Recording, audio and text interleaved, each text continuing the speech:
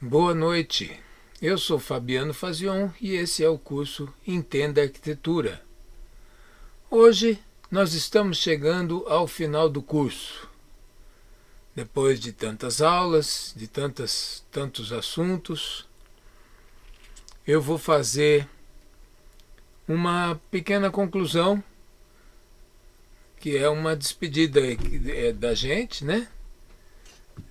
E vou falar um pouquinho então sobre o que foi o nosso curso, tá? Bem rapidamente.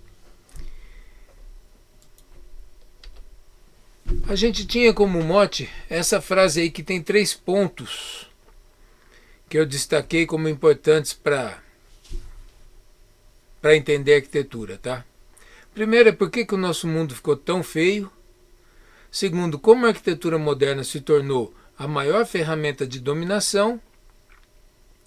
E o terceiro é o que fazer para melhorar as cidades com sustentabilidade simbólica. Eu acredito que o objetivo do curso foi cumprido, eu acho que nós falamos de tudo isso e explicamos, tá? E eu acho que com o conhecimento do que foi passado nesse curso, quem acompanhou o curso todo, realmente consegue agora entender como é que o mundo ficou tão feio, entender como que a arquitetura moderna se tornou essa ferramenta de dominação tão poderosa, e também teve uma visão, pelo menos inicial, assim, simplificada, mas já como um ponto de partida para entender o que fazer para melhorar as cidades com a sustentabilidade simbólica. Tá? A gente teve, aí só repassando, né, as aulas que a gente viu, tá? A gente viu a teoria dos campos, a gente discutiu a questão dos estilos, a gente discutiu o que é, como é que se define a arquitetura moderna, falou sobre a ruptura modernista, falou sobre a conquista da hegemonia modernista, falou sobre as propostas teóricas, a construção intelectual, os intelectuais revisionistas, né, do modernismo. Tá? Falamos também sobre outros arquitetos, outros artistas, outros intelectuais que trabalharam com perspectivas não modernas ou antimodernas. Falamos também sobre alguns fenômenos específicos, por exemplo, os concursos e a questão do patrimônio histórico definindo o campo da arquitetura. Falamos sobre os fenômenos de propaganda e engenharia social, também contribuindo para definir aí a hegemonia no campo, tá? E chegamos então ao final, ok? Então, para realmente a gente se despedir aqui, eu vou dizer apenas que vai ter um vídeo colocado depois dessa conclusão, onde vai ser apresentada a bibliografia, ok? E deixar aqui para vocês um endereço de e-mail, aqueles que queiram se comunicar comigo, tá? A respeito do curso, a respeito desses conteúdos que foram passados aqui, tanto para aprofundar ou para debater alguma coisa, tá? Já avisando que modernistas não serão respondidos, tá? Eu vou ignorar modernistas que venham aqui querer discutir qualquer coisa, tá? Modernista não vale a pena. Mas quem queira realmente discutir ou aprofundar qualquer dos temas abordados aqui, eu estou aberto para isso, tenho interesse em fazer essa discussão. Então tá aí, ó, entiendearquitectura@gmail.com. Quem quiser se comunicar comigo pode escrever em português, em espanhol, em italiano ou em inglês, que eu entenderei e responderei na língua da pessoa, entre essas 4 opções aí, ok? Sem problema nenhum, tá bom? Então, só dizendo que obrigado a vocês que chegaram até aqui. Eu espero que o curso tenha sido útil. Eu fiz com a intenção de realmente ajudar as pessoas a entenderem, tá?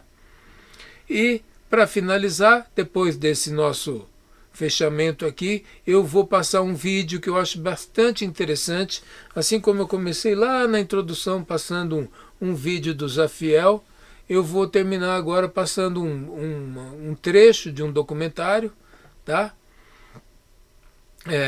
Que eu acho que vale a pena, é bem interessante, traz uns aspectos aí meio como é que eu vou dizer, inusitados até da arquitetura, pouco abordados, tá? Pelo menos no mainstream. Eu acho que vale a pena vocês darem uma assistida que é bem interessante, ok? Então, de novo, muito obrigado, um abraço a todos. Um abraço a todos e eu me despeço aqui. Tchau.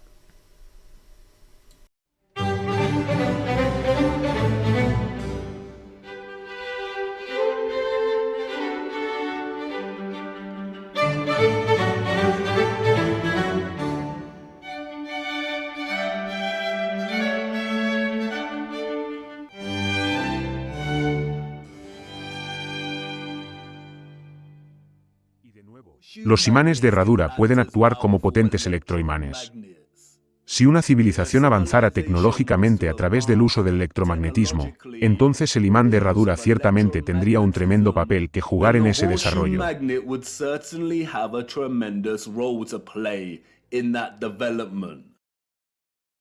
Sí, ciertamente lo tendría.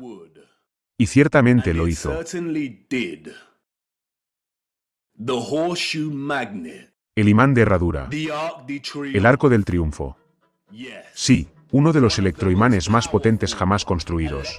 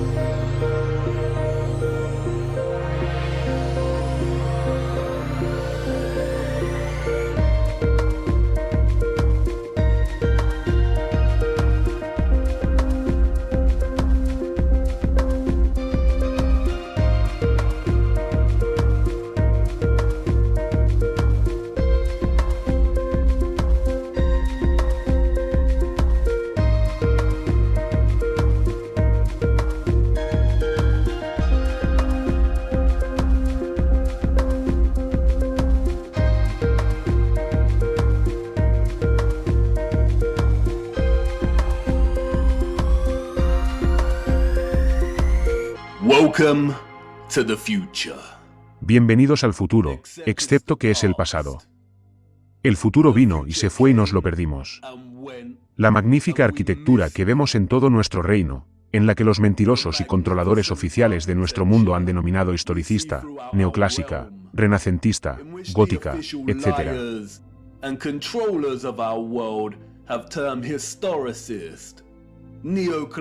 Todos pertenecen a una sola civilización unificada. Gothic, and so on, all belong to one whole unified civilization.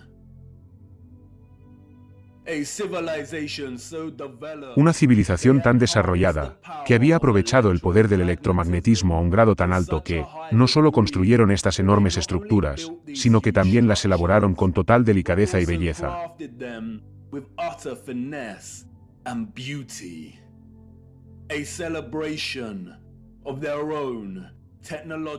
Una celebración de su propio avance tecnológico. Las estructuras fueron diseñadas con la única intención de recoger y generar energía electromagnética y distribuirla por todo el mundo.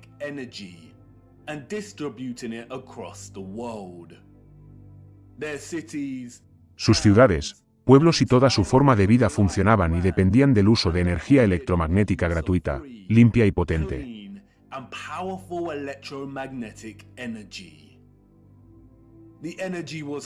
La energía se aprovechaba y recogía de la ionosfera sobre nuestras cabezas, mediante el uso de antenas, agujas, cúpulas y torres.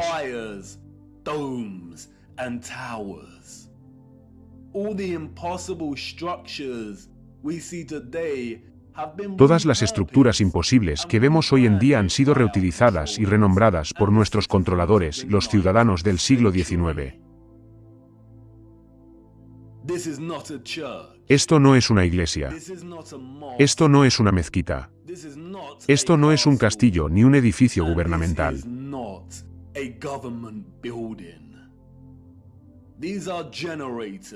Se trata de generadores, potentes y gigantescos.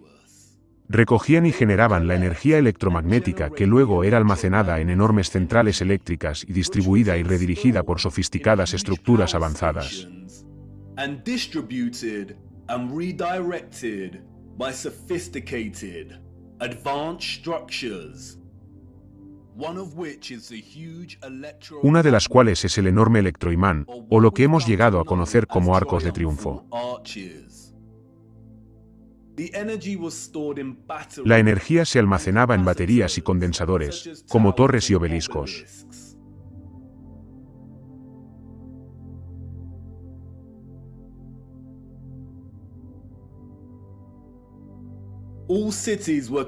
Todas las ciudades se construyeron a lo largo de nuestro reino en forma de una gran red eléctrica interconectada, muy parecida a una enorme placa base de ordenador.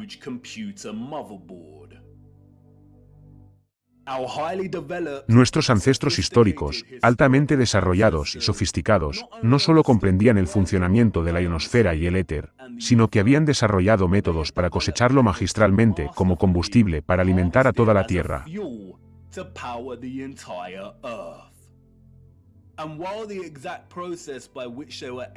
Y, aunque el proceso exacto por el que fueron capaces de extraer el éter se nos oculta deliberadamente y sigue siendo desconocido, los restos estructurales que la humanidad ha reutilizado desde entonces como arquitectura nos ofrecen muchas pistas sobre cómo funcionaba todo. La evidencia está en todas partes para los que tienen ojos para ver.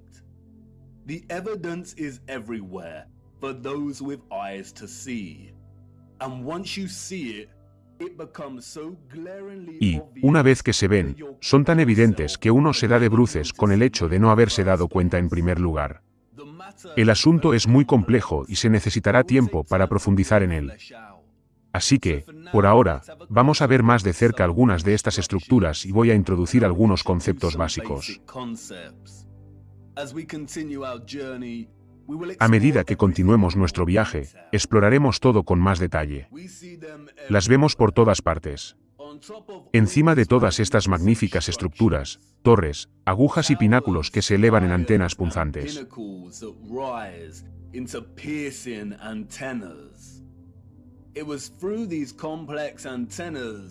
Fue a través de estas complejas antenas que el éter fue cosechado.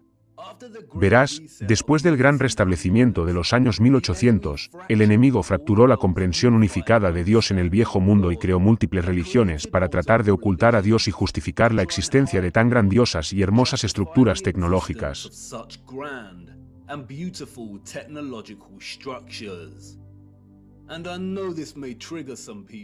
Y sé que esto puede provocar a algunas personas. Pero, quédate conmigo. No les defraudaré. Pero, por ahora, es fundamental entender que muchos de los iconos religiosos que adornan y componen estas antenas nunca fueron indicadores de las diferentes religiones en el mundo antiguo. Ni pretendían serlo. Señalaban algo totalmente distinto. Suelen estar hechas de cobre y oro. Ambos son excelentes conductores de la electricidad. En muchas de las estructuras que llamamos catedrales, los picos simétricos de los pináculos funcionaban de forma similar, extrayendo éter de la ionosfera.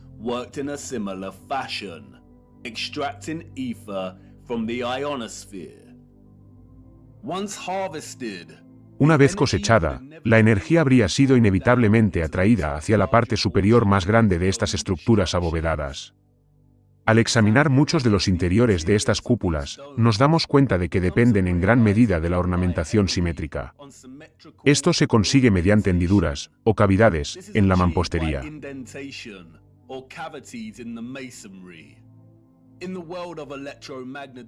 En el mundo del electromagnetismo, un resonador de cavidad funciona a través de la simetría para producir la oscilación o vibración de partículas energéticas. Las formas simétricas obligan a las partículas energéticas o a los iones a vibrar de forma constante. ¿Por eso vemos una ornamentación simétrica perfecta en el techo de muchas estructuras abovedadas? Sin duda, suena absurdo. Pero, la mayoría de estas estructuras también cuentan con un tipo de resonador de cavidad más pequeño, o lo que se denomina más apropiadamente magnetrones de cavidad, que ofrecen cierta claridad en cuanto a la función real de estas estructuras. Un magnetrón de cavidad es un tubo de vacío de alta potencia que genera microondas, utilizando la interacción de una corriente de iones con un campo magnético, mientras está en el resonador de cavidad. Un magnetrón funciona a través de un vacío simétrico hueco.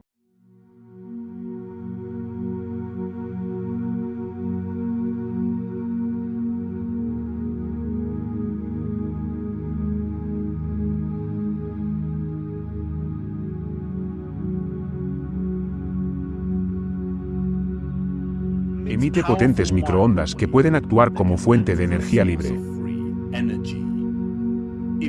Si se rompe la simetría, o se cierra el vacío, deja de funcionar.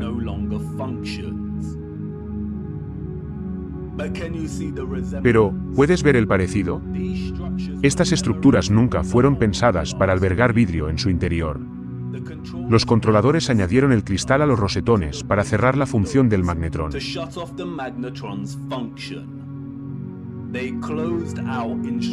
Cerraron los instrumentos de energía libre. Y están por todas partes en estas estructuras.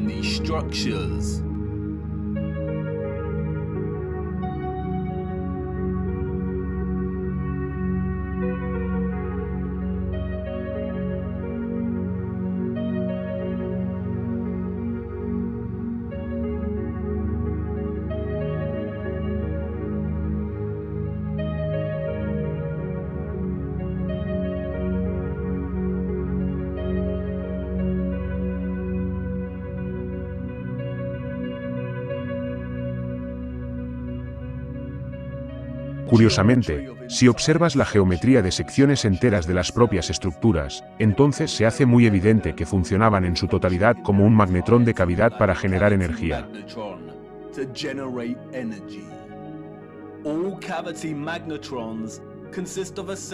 Todos los magnetrones de cavidad consisten en una cámara metálica circular central calentada en la que sale la corriente. Y se llama cátodo. Mira esa palabra, cátodo. ¿Te recuerda a otra palabra? Catedral. Cátodo. Como con todo lo demás, corrompen la verdad y ocultan cosas a la vista. Los controladores eliminaron la mayoría de los cátodos integrales de estos magnetrones de cavidad. Sin embargo, hoy en día hay algunas estructuras en las que se pueden ver rastros del antiguo cátodo todavía presentes.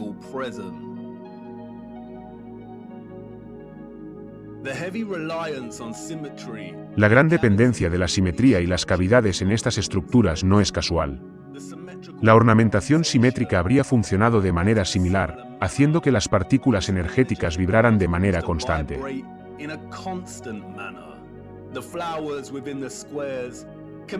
Las flores dentro de los cuadrados pueden entenderse como similares a los resonadores acústicos, trabajando para hacer vibrar los iones. Es aquí donde la energía habría sido continuamente manipulada en energía vibracional y electromagnética de frecuencias específicas. Nunca fueron iglesias, catedrales, castillos y edificios del Parlamento. Eran enormes motores generadores.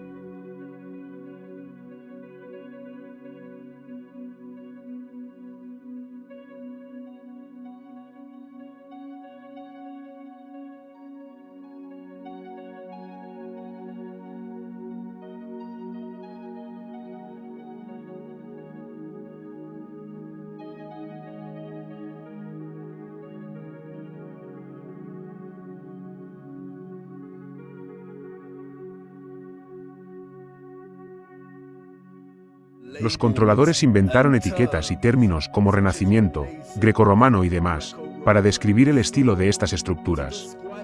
Pero, como puede ver, todas estas magníficas e imposibles estructuras comparten los mismos principios estructurales fundamentales y el mismo diseño, a pesar de la ubicación, el periodo de tiempo y las culturas.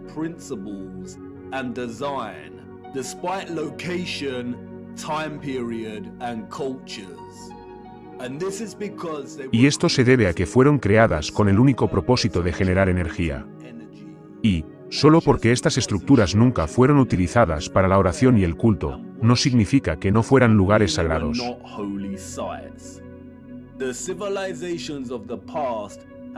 Las civilizaciones del pasado tenían una relación con la fuente y el Espíritu Santo, o el éter, como ninguna otra. Y le rindieron pleitesía y agradecimiento construyendo sus generadores con tanto esplendor y belleza.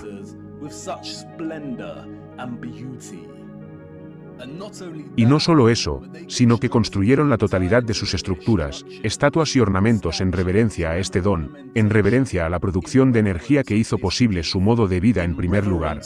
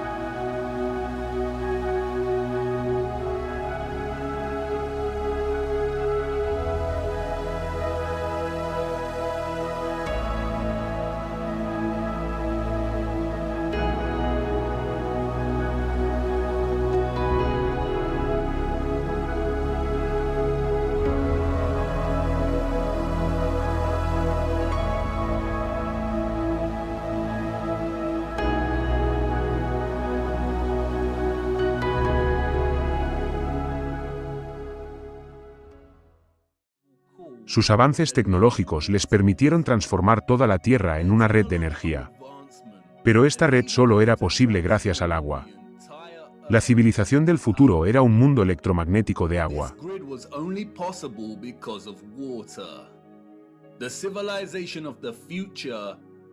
Los canales no son un gran secreto. Se encuentran en todas partes de nuestro reino, tanto en las grandes como en las pequeñas. La mayoría de los grandes canales de la Tierra están conectados con el océano. Most of the great canals around our Earth are connected to the ocean. Salt water El agua salada es un excelente conductor de electricidad. Una vez que empiezas a prestar atención, se hace muy evidente que la mayoría de los continentes y países cuentan con una combinación de canales y ríos que abarcan la totalidad de la Tierra en sí.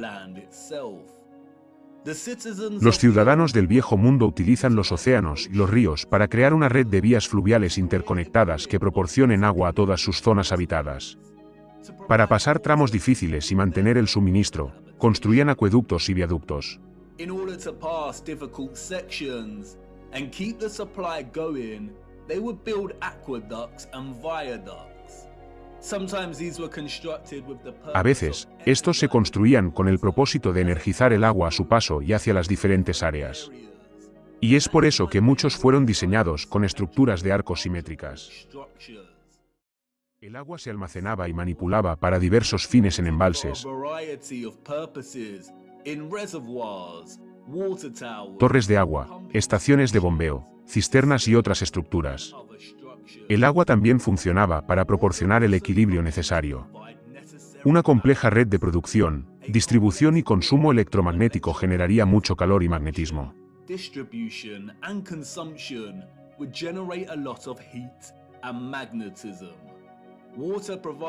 El agua proporcionaba no solo un equilibrio de diamagnetismo, sino que también aseguraba que toda la red no se sobrecalentara. Al observar todos los magníficos generadores y otros instrumentos de energía del mundo antiguo, siempre podemos encontrar agua cerca, o los restos del almacenamiento de agua. A veces, esta se encuentra oculta principalmente bajo tierra.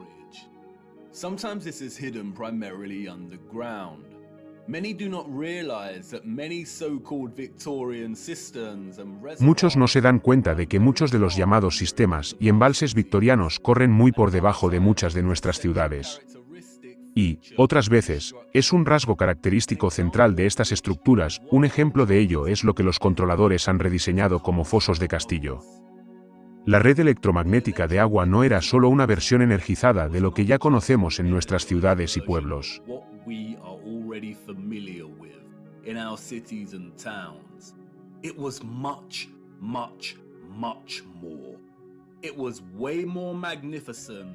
Era mucho, mucho más.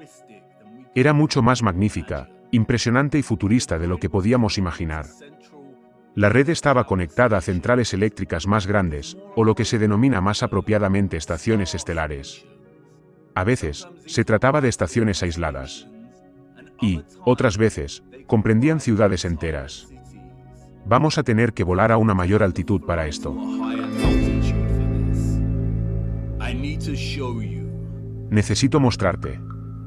Agárrate fuerte, ahora, y mantén los ojos abiertos. Miren.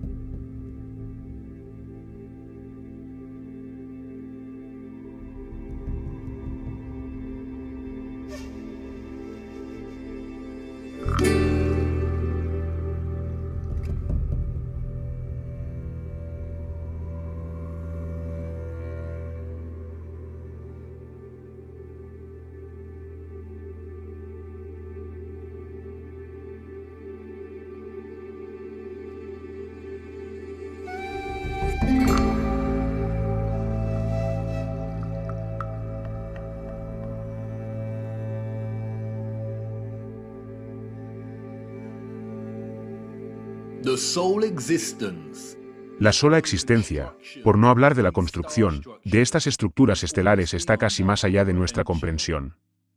Como has visto, se encuentran por todas partes en nuestro reino, con una consistencia geométrica invariable.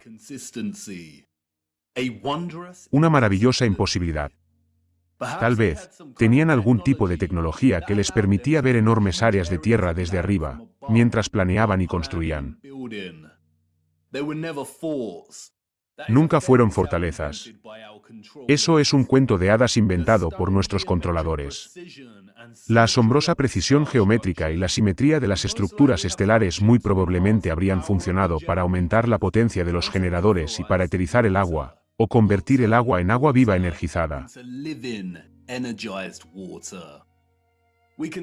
Podemos ver, comparando algunos de estos lugares en ruinas y otros que quedaron un poco más intactos, que el agua habría estado presente en toda la estructura. Antes de que los controladores destruyeran y drenaran la mayoría de estas estructuras, estaban llenas de agua. Estaban conectadas a ríos y canales y a los océanos. Eran un componente clave de toda la red eléctrica. Las estructuras estelares son fractals de geometría simétrica, al igual que muchos de los techos de estos enormes generadores de energía. Y, al igual que los magnetrones y resonadores de cavidades acústicas, las paredes diagonales afiladas y simétricas habrían hecho que los iones vibraran perpetuamente.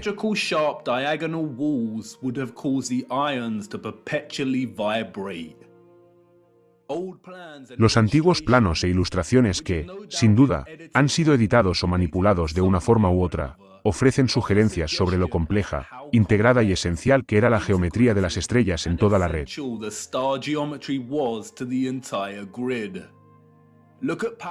Mira a París, aquí. No es obvio a primera vista. Pero, si lo miramos más de cerca, nos damos cuenta de que la totalidad de París era, en sí misma, una estación estelar, o una ciudad estelar. Y, como todo lo construido en el viejo mundo, estas estructuras eran a la vez funcionales y una celebración de la fuente de su innovación. Mira de cerca la geometría de la estrella, aquí. ¿Puedes ver el parecido? El copo de nieve. ¿Recuerdas lo que ocurrió en el experimento de Masaru Emoto sobre el agua? La vibración etérea, expresándose a través de la estructura molecular del agua. Los del viejo mundo habían perfeccionado esta ciencia. Sabían que la clave para liberar el potencial del electromagnetismo era el sonido y el agua. Imagínate lo que fueron capaces de lograr. El sonido, la vibración y la frecuencia eran tan importantes para el éxito de su tecnología como el agua.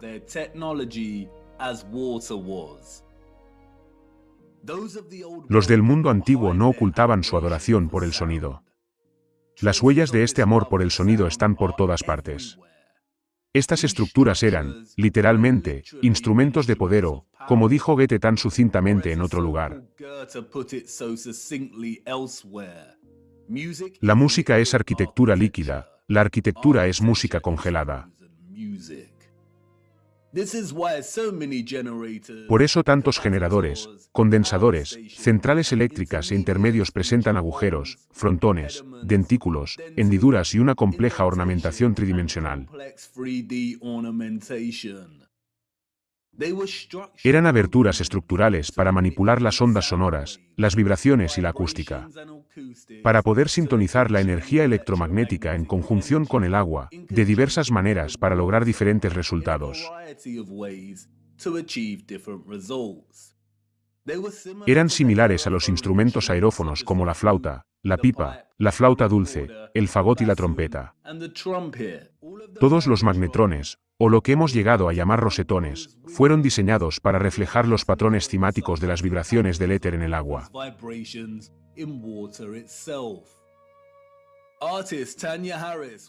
La artista Tanya Harris dio en el clavo en 2013 cuando se dedicó a estudiar y registrar la silenciosa frecuencia de resonancia de las iglesias. Colocando agua dentro de un altavoz pudo descubrir la geometría oculta de estas frecuencias resonantes.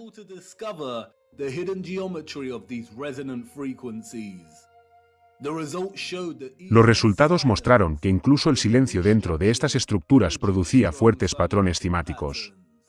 Y, de nuevo, ¿ves el parecido? Otros han aplicado la misma técnica y han estudiado los patrones cimáticos mostrados cuando las campanas repicaban dentro de las estructuras.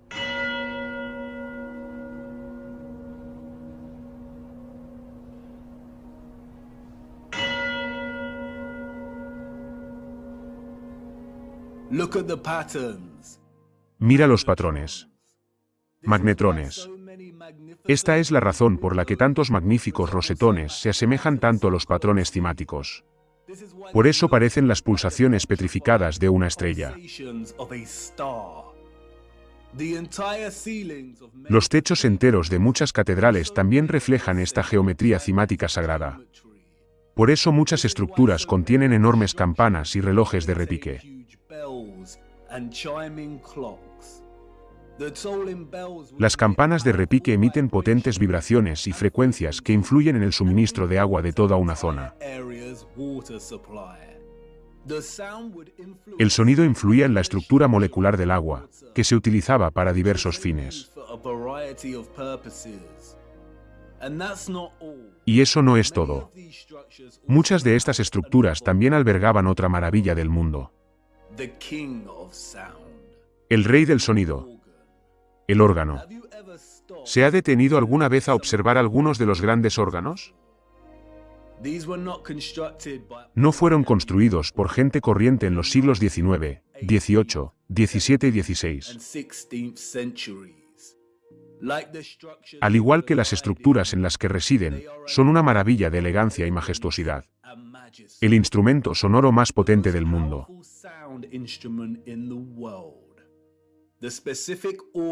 Las ondas sonoras específicas del órgano de frecuencias bajas y altas habrían permitido, sin duda, a los del mundo antiguo manipular la energía etérea de la forma que consideraran oportuna.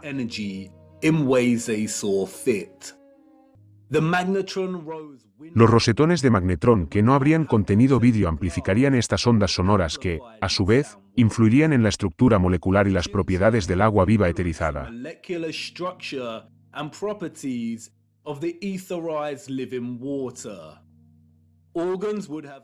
Los órganos habrían tenido múltiples usos, quizás proporcionando a pueblos enteros frecuencias de resonancia específicas para la buena salud y la prosperidad.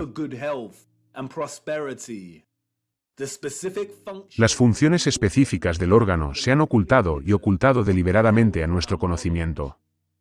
Curiosamente, la historia oficial afirma que los primeros órganos del mundo eran órganos de agua, en los que la fuente de energía que empuja el aire procede del agua de una fuente natural o de una bomba manual.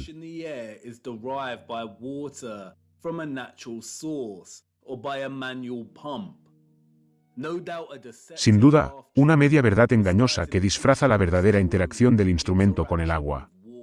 Y, como dije antes, la mayoría de estas estructuras tenían zonas cercanas para almacenar y guardar grandes cantidades de agua.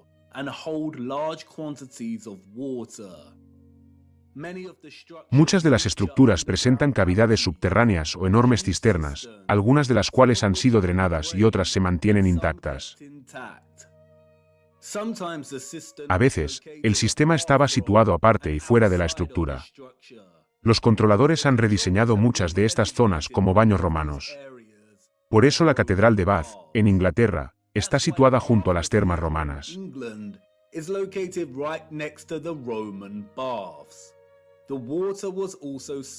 El agua también se almacenaba en centrales de ladrillo rojo, condensadores o torres de agua, lugares rectangulares abiertos, pozos de depósito y pozos escalonados.